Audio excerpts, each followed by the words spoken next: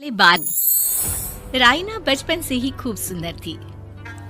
उसके लंबे लंबे घुघराले बाल से हमेशा उसका चेहरा ढका रहता। आरा भूत ने बनकर घूमती रहती है। चल तेरे बाल कटवा दूं।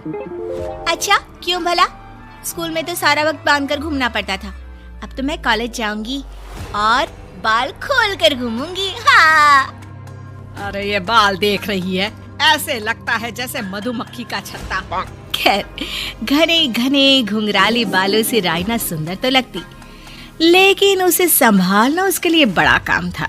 माँ, अरे माँ, शैम्पू खत्म हो गया है। इस बार वो वाला लाना ना, जो घुंघराले बालों को और बाउंसी बनाता है। माँ ले आना, हाँ जरूर से। कल मेरा कॉलेज का पहला दिन है। मैं चाहती हूँ सब मुझे देखकर जले। अगले दिन राइना कॉलेज पहुँचती है, जहाँ एक लड़का उसे छेड़ते हुए कहता है, अरे लगता है चाउमीन में सोया सॉस कुछ ज्यादा ही गिर गया। अरे मुझे तो चेहरा दिख ही नहीं रहा। लड़कियां भी राइना का मजाक उड़ाती है। अरे यार, ये कंगना की कॉपी करके कौन आया है? लोकल कंगना और कौन? राइना को सभी पर गुस्सा आता है, लेकिन वो कुछ नहीं कहती। स्कूल में तो बाल बंधे ही रहते थे, लेकिन कॉलेज में राइना एक लड़की से कहती है, हाय, मेरा नाम राइना है। मुझे आर्ट्स डिपार्टमेंट में जाना है। कहाँ से है रास्ता? अपने बाल हटा कर देखो, सामने ही बोर्ड लगा है। राइना को कॉलेज में भी दोस्त बनाने में दिक्कत आ रही थी। वो रोते रोते घर आ जाती है। माँ, मैं क्या करूँ? आज तो सारे दिन लोगों ने न जाने क्या क्या बोलकर मेरा मजाक ही बना के रख दिया। माँ प्लीज कुछ करो ना मेरे बालों का। मैंने तो पहले ही कहा था कटा दे, पर तू। अरे कटाने से क्या होगा? उल्टा जो थोड़े बांध कर ये इन्हें समेट सकती है ना, वो भी नहीं कर पाएगी। तो क्या मेरी कोई दोस्त नहीं बनेगी कॉलेज में, या मैं हमेशा लोगों के मजाक का ही शिकार होती रहूंगी? राइना जोर जोर से रोने लगती है। तभी उसका छोटा भाई आ जाता है और राइना के बालों के बीच एक पेंसिल छुपा देता है। तभी उसका दोस्त भी पीछे से आ जाता है। अरे ढूंढो ढूंढो, कहाँ है पेंसिल? मैं नहीं बताऊंगा। दोस्त काफी कोशिश करता है, लेकिन उसे पेंसिल नहीं मिलती। वो वहाँ से चला जाता है। थैंक्स दी, आज आपके बालों ने तो मुझे बचा ही लिया। अच्छा, बहुत दिनों के बाद बालों को लेकर कुछ अच्छा सुनने को मिला। मुझे भी पहले लगता था कि मेरे बाल सबसे सुंदर है, लेकिन अब पता चला। अरे क्या पता चला? क्या हो गया? देख, किसी भी चीज के ना दो पहलू होते हैं। या तो तुम बालों से ही लोगों का मन जीतो, या फिर रोते रहो। अब ऐसे घने बाल तो तुम्हें भगवान ने दिए हैं। राइना को पिता की बात समझ में आ जाती है। वो सोच लेती है कि जिन बालों के कारण वो कॉलेज में एक भी दोस्त नहीं बना पा रही है, उन्हीं बालों से वो दोस्तों की लाइन लगवा देगी। अगले दिन कॉलेज में डेस्क में राइना बालों को आगे कर लेती है और लोगों को लगता है कि राइना का चेहरा पीछे है, लेकिन राइना घने घुंघराले बालों को हटाकर हंसने लगती है। देखा मेरे बालों का कमाल? इससे मेरा चेहरा भी नहीं दिखता और मैं चलती क्लास में सो भी सकती हूँ।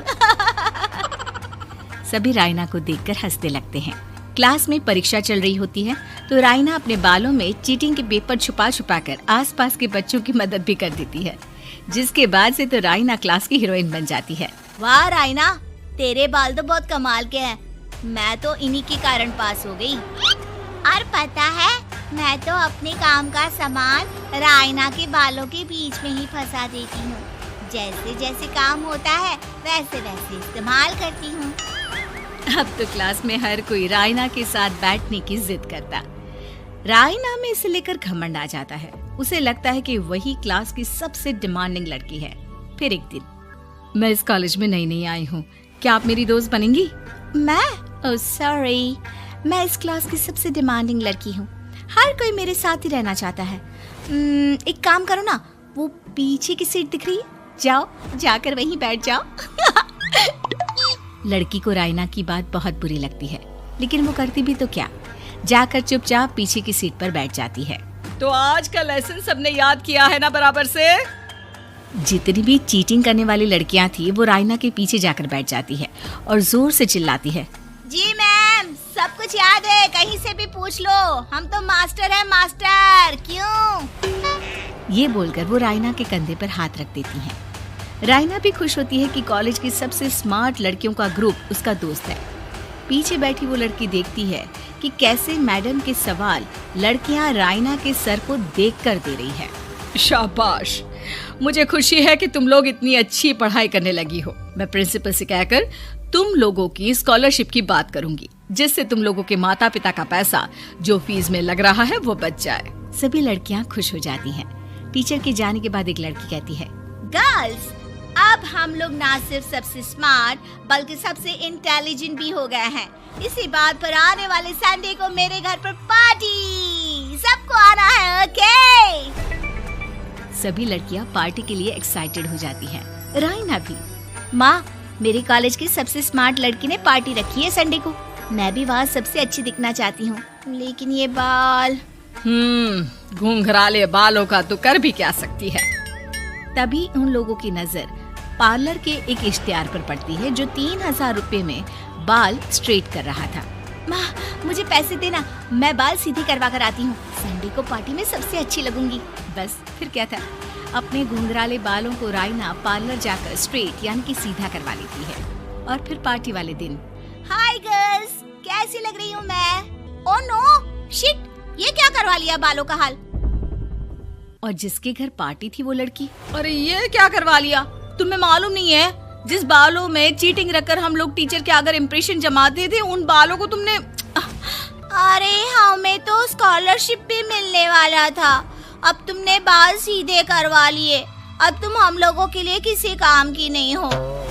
अरे लेकिन हम दोस्त तो है ना, क्या मैं अच्छी नहीं लग रही हूँ? हमें तेरे अच्छे और बुरे लगने की कोई जरूरत नहीं है।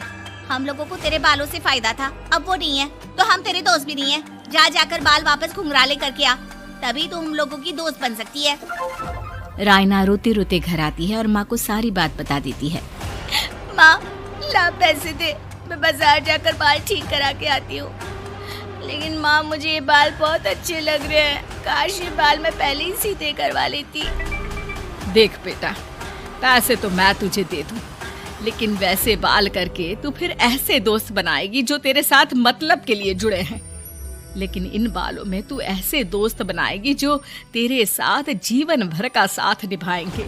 रायना को माँ